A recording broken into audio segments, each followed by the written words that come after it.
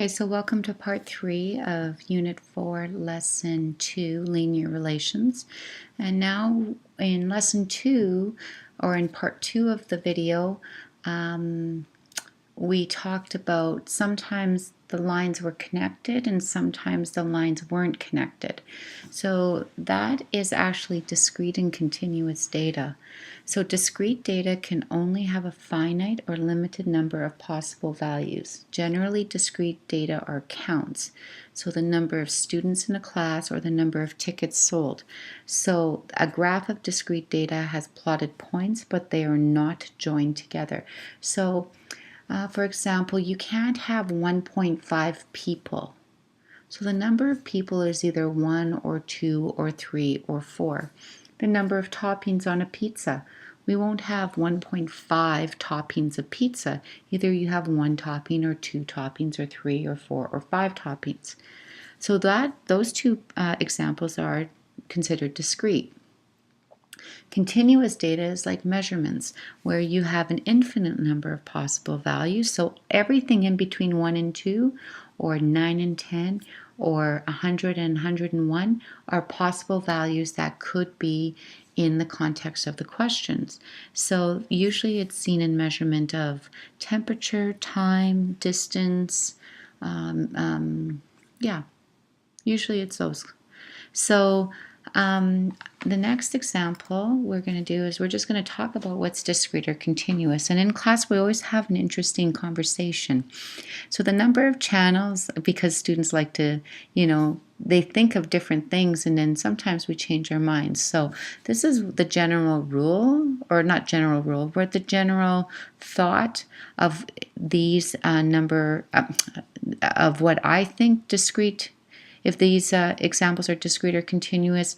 But there's always things that kind of that pop up in class, like, hey, have you thought of this? And I may change my mind. So number 1 is the number of channels on your TV. Well, that's definitely discrete.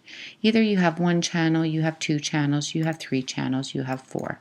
So that is discrete data. You will never have 1.5 channels on your TV. A person's age, this is where like I would say it was continuous, but someone said, well, what happens if it was the age on a driver's license? Like you'll never put 14 and a half or 14 years. Well, in driver's license would be 16 or older. So let's say 17. So 17 years, 10 months, 2 days, 3 hours. You know what I mean? So in certain context, person's age might be discrete. For example, the age on a driver's license. Okay? So that one I would accept either answer. Elements on a periodic table, either there's 1, there's 2, there's 3, there's nothing, helium and a half. Okay? Time in the day, continuous. But then again, there are some examples that are discrete. Like when you go and park. So when you go and park, either you pay for 1 hour or you pay for 2 hours or you pay for 3 hours. You never ever put in 3.5 hours of pay. So there are some times where the time in the day, depending on the context of your problem, might be discrete. The day of the week is definitely discrete. It's either Monday, it's either Tuesday, it's either Thursday, Friday, Saturday, or Sunday. Population of a species is discrete because either you have 1, you have 2, you have 3, you have 1,000,000. You never have 1.5 worms. Okay?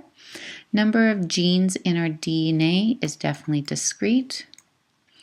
Length of a piece of rope is continuous because you can have 3.5 meters, you can have 4.72 meters.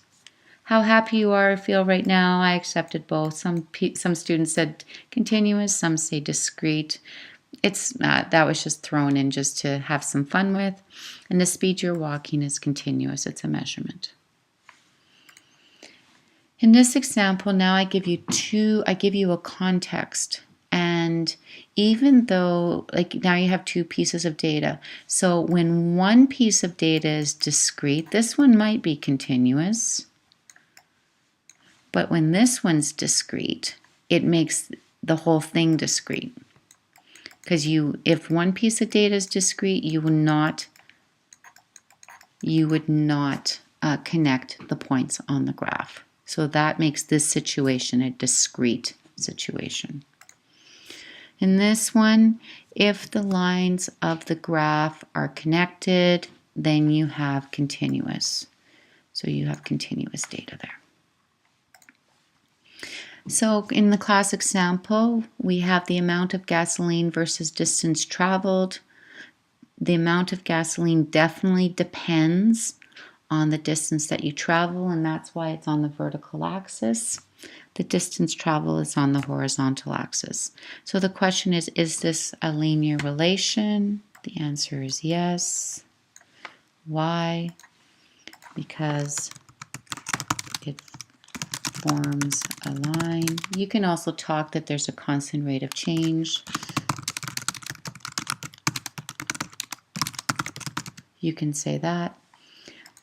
Is the data continuous or discrete? Well, it's continuous because the points are connected.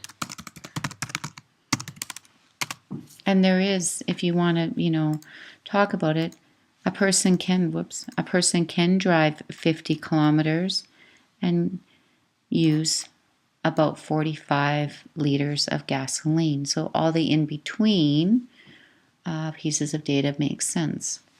Describe the rate of change. Again, with the rate of change, we need to talk about both variables. So let's talk about the distance traveled. So as the distance traveled or driven increases by 100 kilometers. So for each 100 kilometers, as it increases by 100 kilometers, the amount of gasoline decreases by 10 liters.